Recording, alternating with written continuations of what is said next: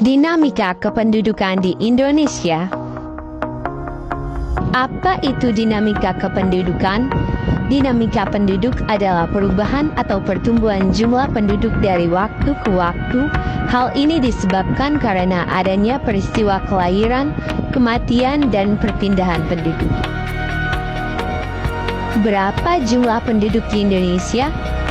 Jumlah penduduk Indonesia saat ini sebanyak 278.738.724 jiwa, dan jumlah penduduk Indonesia pada tahun 2023 diperkirakan mencapai 277.534.122 jiwa pada pertengahan tahun.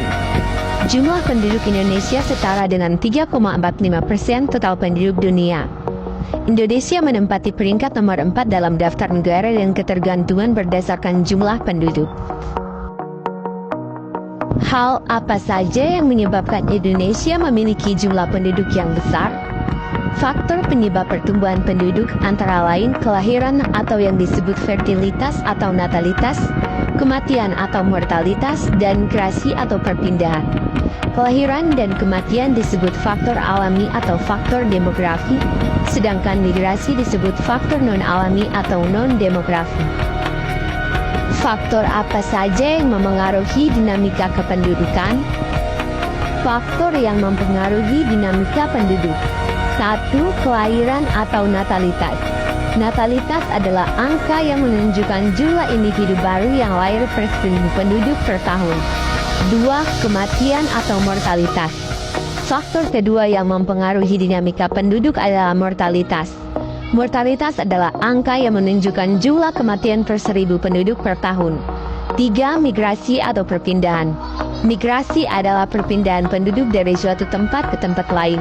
Migrasi dapat berupa emigrasi, yakni perpindahan penduduk dari dalam negeri ke luar negeri. Imigrasi yakni perpindahan penduduk dari luar negeri ke dalam negeri.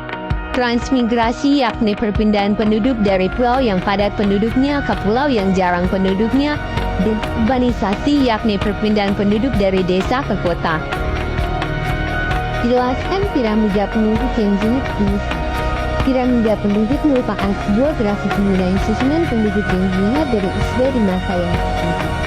Secara umum terdapat 3 jenis karakteristik piramida penduduk. 1. Piramida penduduk muda ekspansif. 2. Piramida penduduk dewasa alami. 3. Piramida penduduk dua fungsi.